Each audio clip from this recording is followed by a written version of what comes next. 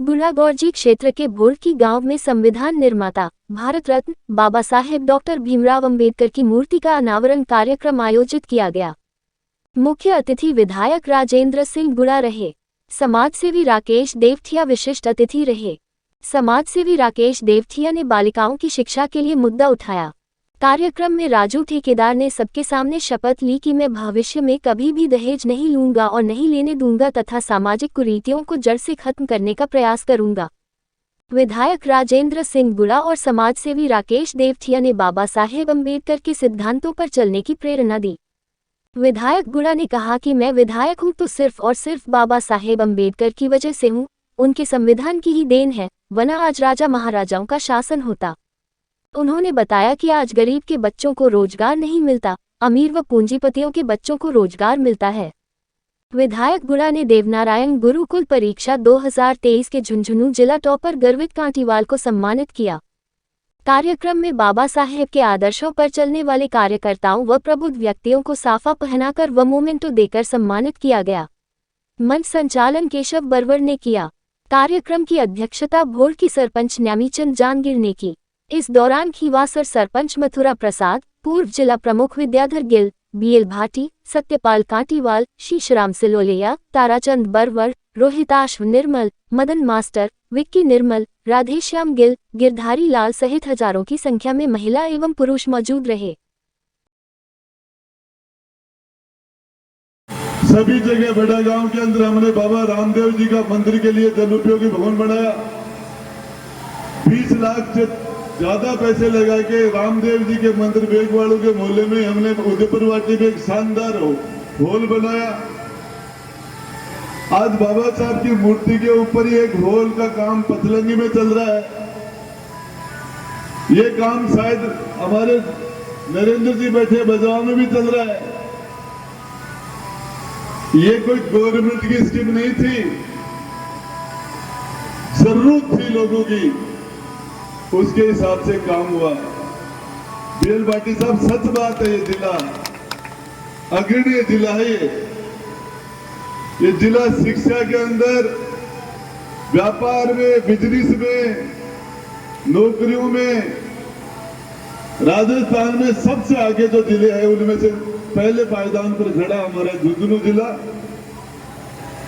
और यही कारण है कि मैं राजनीति में तो बहुत बाद में आया था। जब हम कॉलेज और स्कूल में पढ़ते थे उस टाइम में हमने एक दलित एक्शन कमेटी बना के काम शुरू किया था। ये गिरधारी लूड़िया बजावा वाला ये बैठा, ये हमारे नागर जी बैठे, ये 30 साल पुराने इस ऊंच नीच के खिलाफ, इस छुआछूत के खिलाफ, इस गैर बराबरी के खिलाफ, इस अन्याय, सामाजिक अन्याय के खिलाफ जो एक इंसान के साथ गैर बराबरी का बर्ताव किया जाता था, ये लड़ाई आज से 30 साल पहले। और वो मेरे साथी जिनके सबके चेहरे मेरे सामने तो यहां बैठे हैं, 30 साल के बाद भी पैदा होने वाले बच्चों को तो पता भी नहीं है कि वो लड़ाई किस तरीके से लड़ी गई थी, किस तरीके से। आज हम संख्या बल के अंदर झुंझुनू जिले के अंदर सुडल कास्ट या चौथे 5वें नंबर पर है।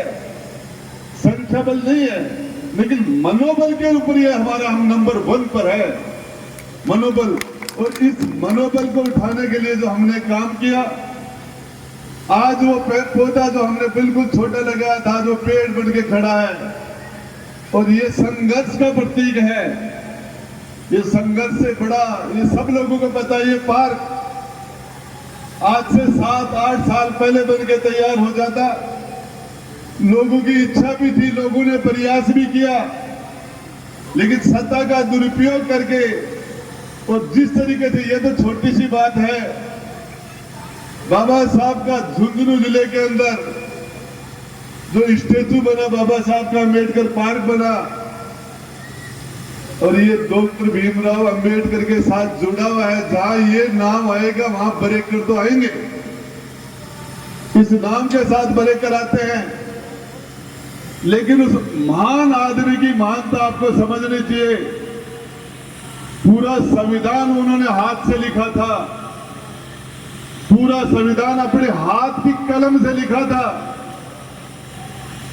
और उस कलम के अंदर पूरे जिंदगी उन्होंने जहर पिया था, छुआछूत का, गैर बराबरी का।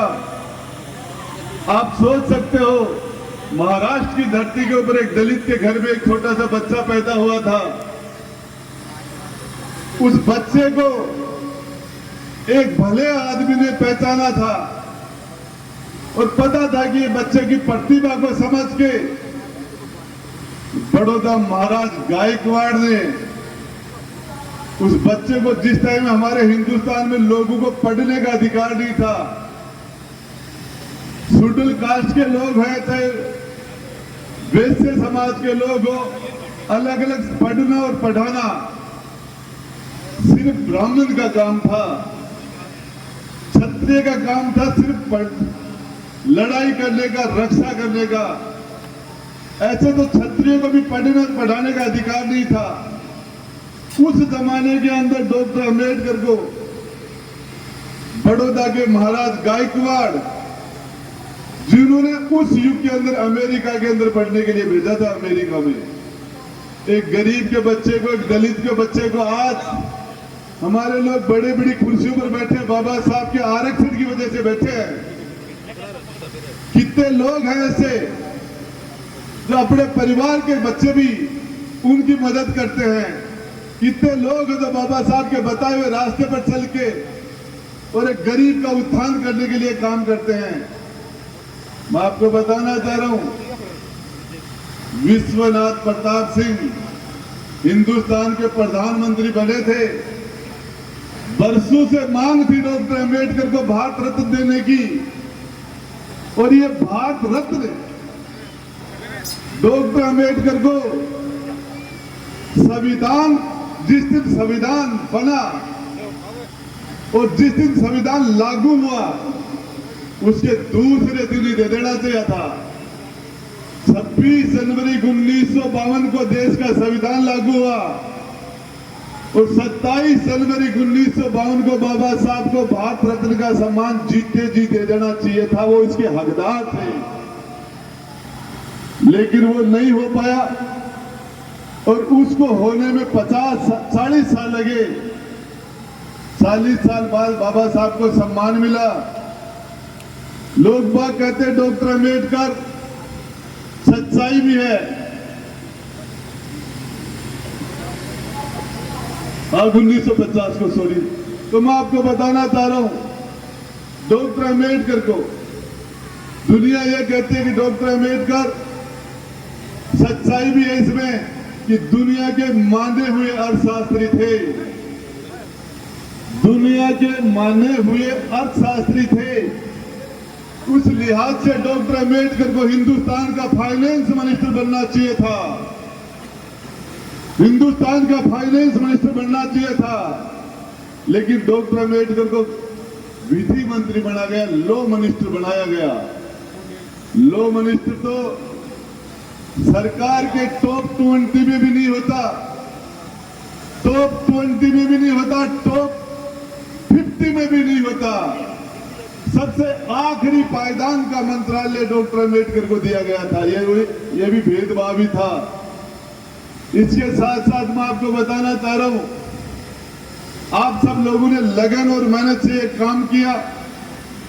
इसके लिए जिन लोगों ने अपने दिल से, अपने पसीने की कमाई से इस भवन का निर्माण किया, इस भवन अम्बेडकर पार्क का निर्माण किया, इस पार्क के निर्माण में पैसे देने वाले लोग भामाशाह, वो बधाई के पात्र हैं। लेकिन इनसे बधाई पात्र वो लोग हैं जिन्होंने इसके लिए लगन से रात दिन एक मिशन की तरह काम करके इस काम को किया, वो भी बहुत बधाई के पात्र हैं। मैं आपको बताना चाह रहा हूं, हमने तो 3 साल पहले तो गैर बराबरी की लड़ाई शुरू की थी। मैं आज इस पावन मौके पर बाबा साहब की मूर्ति के अनावरण के मौके पर आपको विश्वास दिलाना चाह रहा हूं। बोर्डकी के अंदर जितने भी आसपास के गांवों से अम्बेडकरवादी आए हुए हैं, उनको रूड़ीसा के बाबा रामदेव जी की धरती के ऊपर आज से 650 साल पहले छुआछूत के खिलाफ, ऊंच नीच के खिलाफ जाति प्रथा के खिलाफ, गैर बराबरी के खिलाफ तो बाबा रामदेव रूढ़ीता वाले ने जो एक अभियान चलाया था और उसको उसने अपने समय के अंदर काफी हद तक पूरा भी कर दिया था। हम बाबा रामदेव की धरती से राजस्थान के बचे हुए राजस्थान में जो आज भी इंसान के साथ गैर बराबरी का बर्ताव किया जा रहा है, लोगों के साथ आज भी जाति के आधार पर भेदभाव किया जाता है, मैं मेरे सभी बड़े और छोटे भाइयों के बीच में खड़ा होकर, माता और बहनों के बीच में खड़ा होकर आपको विश्वास दिलाना चाहता हूं, हम जो ताकत आपने मुझे दी उस ताकत के दम पर हमने जो काम किया, आगे हमारा मिशन है, हमारा मकसद है, हमारा संकल्प है। इस राजस्थान की जमीन के ऊपर जो ये एक कलंक लगा हुआ है गैर बराबरी का, हजारों साल से इंसान के साथ गैर दूसरे दर्जे का बर्ताव किया जा रहा है, ये लड़ाई हम लड़ेंगे। और आज आपके यहां से मैं आपके सामने कह के जा रहा हूं, आने वाले जल्दी से बाबा रामदेव जी के रूढ़ीता से हम एक यात्रा निकालेंगे पूरे राजस्थान की 200 विधानसभाओं में। वो यात्रा पैदल पैदल जाके हजारों किलोमीटर चल के हम एक एक आदमी को उस तरीके से समझाएंगे कि इंसान के साथ इंसान जैसा बर्ताव करो। ये हजारों साल का जो एक कलंक है, इसको हम मिटाने के लिए सब लोगों को प्यार प्रेम से समझा के बुझा के और इस कलंक को हमारी धरती से मिटाने का काम करके जाएंगे। ये आपको बताना चाह रहा हूँ, ये पिछले 30 साल में भी हमने किया है। जिस जगह भी मैं गया हूँ, जहां भी बैठा हूँ, मैंने इसके लिए जिंदगी भर मैंने काम किया है। जब आज तो नहीं, बीएल भाटी साहब, मेरे गांव के लोग बैठे हुए हैं यहाँ। जब ये राजेंद्र गुड्डा 10-12 साल का था, तब मैंने ऐसा काम कर दिया था कि गांव की मीटिंग हो गई थी। 12 साल की उम्र के अंदर मेरे पूरे गांव की मीटिंग हो गई थी और नागर जी मास्टर जी बैठे, उनको पता है। 12 साल का था मैं, जब मेरे साथ सारे मैंने मेरे दोस्तों को लेके मंदिर में प्रवेश कर गया था और उसके मामले में पूरे गांव की चौपाल लग गई थी। बोले क्या कर दिया इसने। ये बात आज से 40 साल पहले की, 40 साल पहले की। आप सोच नहीं सकते, चाहे कांवड़ी गणेश्वर का नाड़ा हो जिसके अंदर 1962 के अंदर हमारे दलित भाइयों को प्रवेश करने से रोका गया था, झगड़े हुए थे, पार्लियामेंट में क्वेश्चन पुटअप हुआ था, वो दाग 2001 के अंदर आपके भाई ने धोया था। वो दाग जो कांवड़ी गणेश्वर के नाले में जो शेड्यूल कास्ट के लोगों को जाने नहीं दिया जाता था। इस तरह के जो और भी हजारों बात है, लंबा समय लग जाएगा। लेकिन हम ये जब हम पैदा हुए, जब इस राजस्थान की धरती पर हम पैदा हुए तो लोगों के साथ गैर बराबरी थी। हमारे यहाँ भी थी, हमारे गांव में भी थी, हमारे घर में भी थी, पूरी दुनिया में थी। लेकिन जब समझने लगे तो हमने, आज आपको बात बता देना चाहता हूं, हमने इस चीज को जड़ से खत्म किया। इस चीज से खत्म करने के लिए, राजेंद्र गुड्डा की किचन में काम करने के लिए, मेरा खाना बनाने वाला मेरा भाई छोटा मेघवाड़ समाज का होता है, मुझे खाना भी वही खिलाता है। मेरी किचन से मैंने इस चीज की शुरुआत की। ये कहने की बात नहीं है, मैंने फिर किचन से शुरुआत की, मेरे दिल से शुरुआत की। मैंने सबसे पहले इस चीज के लिए सभी को तैयार किया और आज आपके मेरे सभी आसपास के गांव के भाई को बताना चाह रहा हूं, ये कलंक राजस्थान की धरती पर तो मिटेगा। उसके अंदर ये बीएल भाटी साहब, आपको पता है, ये बाबा साहब के साथ जो 11 लोगों की कमेटी थी, तो संविधान कमेटी के जो सदस्य थे, उसमें हमारे खेतड़ी के राजा सरदार सिंह जी थे। हमारे जिले का उसके अंदर रोल रहा है। बाबा साहब के साथ 2 वर्ष 11 मास और 18 दिन तक लगातार बैठने वाले में हमारे खेतड़ी के राजा सरदार सिंह जी शामिल थे। ये हमारे झुंझुनू के लिए, हमारे सभी 36 कौम के लोगों के लिए, ये हमारे लिए प्राउड की बात है। लेकिन हमें बाबा साहब से एक बात सीखनी चाहिए, उन्होंने अपनी कलम से कितना भी जहर पी गए होंगे, लेकिन उन्होंने अपनी कलम से अमृत बरसाया था। अमृत कहीं भी 2 कोमा भी नहीं लगा उस आदमी ने, अपनी जिंदगी का सारा जहर खुद अंदर पी गया। अपनी कलम के अंदर कहीं डॉट कोमा भी किसी के खिलाफ नफरत का नहीं लिखा। और बाबा साहब से ये समझना चाहिए, हमें बाबा साहब एक समाज के नहीं है, एक जाति के नहीं है, ये संविधान निर्माता है। यदि ये बाबा साहब डॉक्टर भीमराव अंबेडकर नहीं होते, ये संविधान उनका नहीं होता, तो विद्याधर जी गिल उप जिला प्रमुख नहीं बनते। राजेंद्र गुड्डा राजस्थान सरकार में 2 बार मंत्री नहीं बनता, ये बाबा साहब के संविधान की व्यवस्था थी।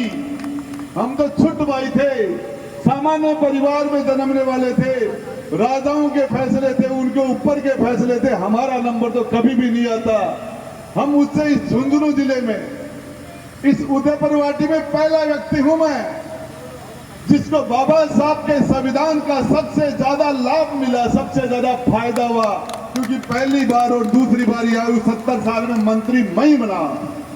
ये बाबा साहब का, ये किसी एक समाज के नहीं है, ये 36 कौम के हैं। हमें महापुरुषों को एक जगह सीमित नहीं करना चाहिए।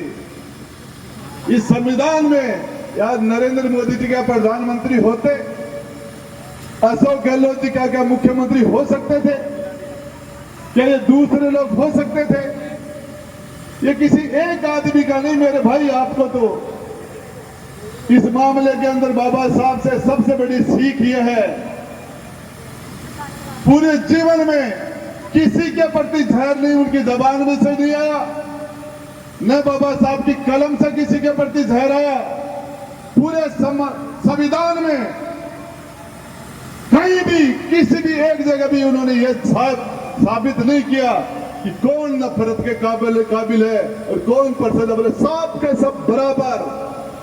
हमने तो वो जमाना देखा है जब कुएं से पानी निकालते थे तो झगड़ा होता था कि कुम्हार की बाल्टी से ऊपर नाई की बाल्टी चली गई तो वो कुम्हार की बाल्टी उतर गई,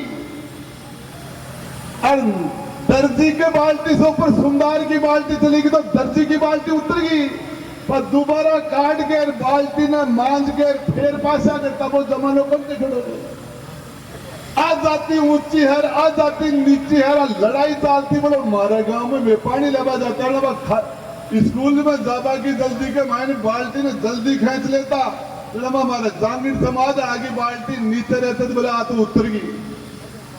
और बी के बाद में भी बाल्टी ने वो पानी दौड़ के काटेड़ी ने और दोबारा मांझ के कुआ के माए पासा करता, लोगों का कुआ नहराया करता, लोगों का परिंदा नहराया करता। आज भी बात चीज 100% खत्म को नहीं है। गरासू निकला चाहे झुंझुनू जाओ चाहे जयपुर जाओ, गेला के मायने निकलता है बिल्ली आडी फिर के तो झटको लाग है कि बिल्ली के लोग काट की झटको लाग है। डॉक्टर ऑपरेशन करवा लगा, छींक आ जाए तो वो पत्ती ने ब्लेड ने मेल दे गया, छींक दिए 1 मिनट डर जाओ। ये मानसिकता, इसको बदलने की जरूरत है, इस तरह की चीजों को बदलने की जरूरत है। ये इन चीजों को एक दिन में नहीं, ये सरकारें आजादी के 75 साल बाद में जो काम नहीं कराई, 75 साल बाद भी छुआछूत ऊंच नीच आज सारा राज्य हो रहा है, सारा राज्य हो रहा है। ये महाराज जिला का मायने छुआछूत कौन है, पर फेरा कराबाता जगो बामण बाण्यार कुम्हार खाती नाई दर्जी ठाकरे का आवाज जगो को आता मीणा का फेरा भी कराओगे, और मेघवाड़ा का पंडित दूसरा हमें है, बोले महाराज हमें ओके है। अरे पंडित बुला रहे और फेरा भी कर रहे हो, पर पंडित बच्चा से का पंडित फेरा कराऊं मैं, थारा क्यों को नहीं आ रहा? अभी और छेड़ो और 60 वो बाकी है, भी छठे को नहीं आया अभी। आपने चलो पंडित कोई अभी से फर्क नहीं पड़ा, पर जगो फेरा कराबो आ रहे है, जगो पंडित कत्ता % करा के माना है पंडित।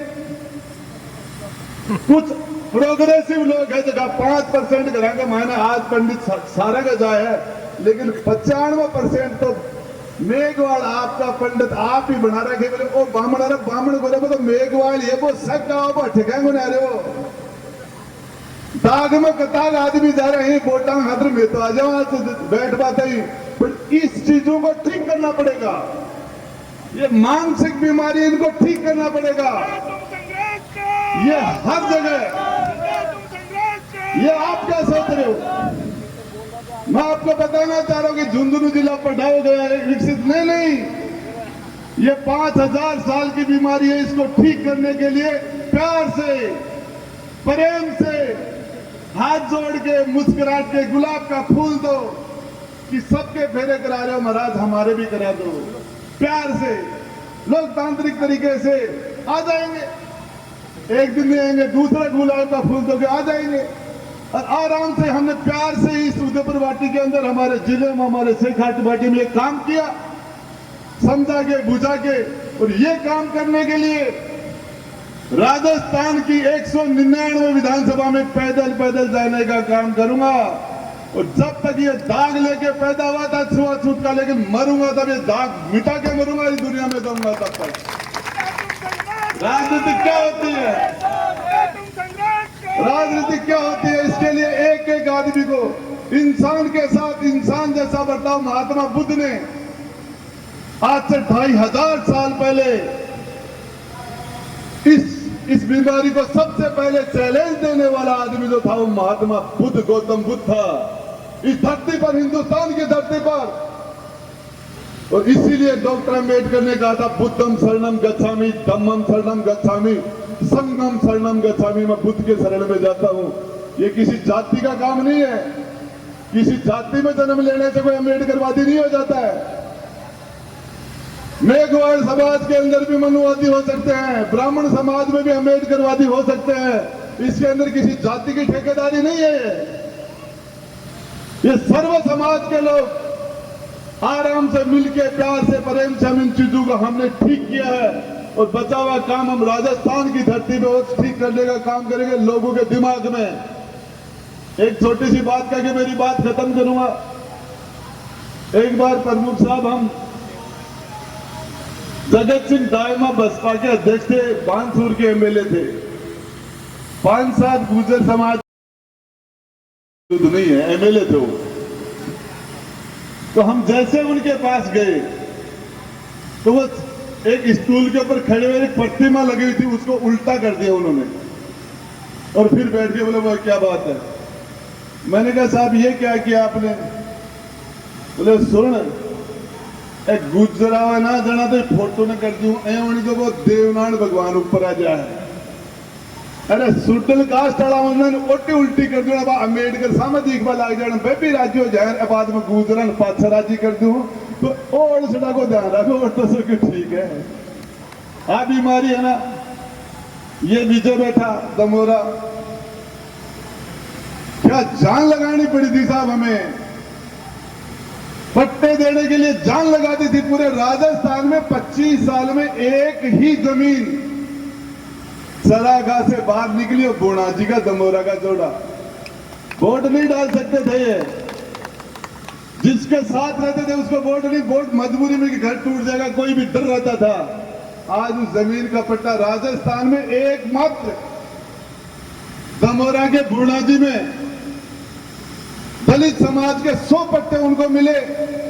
और वो लोग आज अपने मकान और जमीन के भागीदार मालिक हो गए साहब।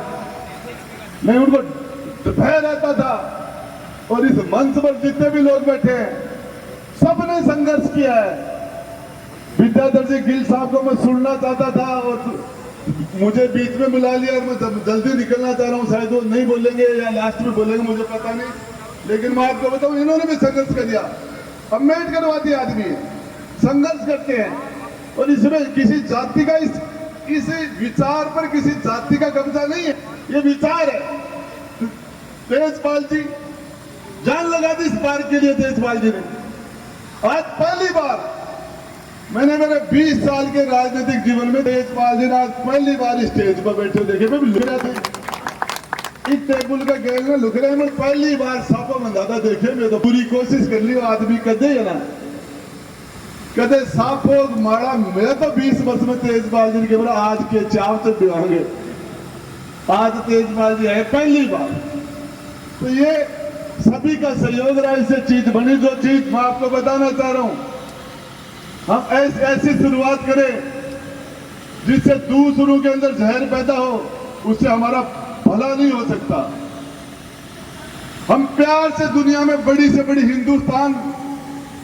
हिंदुस्तान जैसा बड़ा देश, बिना शांति से, अहिंसा से जब देश आजाद हो सकता है, बड़ी से बड़ी ताकत को समझाया जा सकता है, तो ये प्यार और प्रेम से बड़े परिवर्तन हो जाते हैं। लोकतंत्र की सबसे बड़ी डेमोक्रेसी की यही बात है। मैं तो आपको एक चीज बताना चाह रहा हूं, मुझे बहुत खुशी हो रही है। वो दुर्भाग्यशाली लोग थे, जब मैं राज में नहीं था, वो पार्क का काम रोक रहे थे, तो मैं मन ही मन में, मेरे पास या बोर्ड की से लोग आ रहे थे, साहब हमारा पार्क नहीं बनने दे रहे, हमारे पार्क का काम नहीं होने दे रहे। तो मन में सोच रहे थे कि उनका दुर्भाग्य है, उनका कर्म फुटा हुआ है, उनके हाथ सौभाग्य राजेंद्र गुड्डा का होगा, वो करेगा इस काम को। ये मेरा सौभाग्य था, ये काम उनके हाथ से होना ही नहीं था। इस काम का राजेंद्र गुड्डा के हाथ से काम होना था, ये उनका दुर्भाग्य था, मेरा सौभाग्य है। जिसके हाथ से दो काम होना था, वो ही उसी के हाथ से होगा। बहुत से लोग थे देश के अंदर, लेकिन संविधान डॉक्टर अम्बेडकर के हाथ से लिखा जाना था, ये उनका सौभाग्य था। बहुत सी बातें चली, महिलाओं को वोट का अधिकार क्यों दे रहे हो? जहां पुरुष कहेंगे भाई महिला वोट डालेंगी, इनको वहां ले जाना, लाना, टाइम खराब करना, क्या जरूरत है? लेकिन बाबा साहब अड़ गए थे।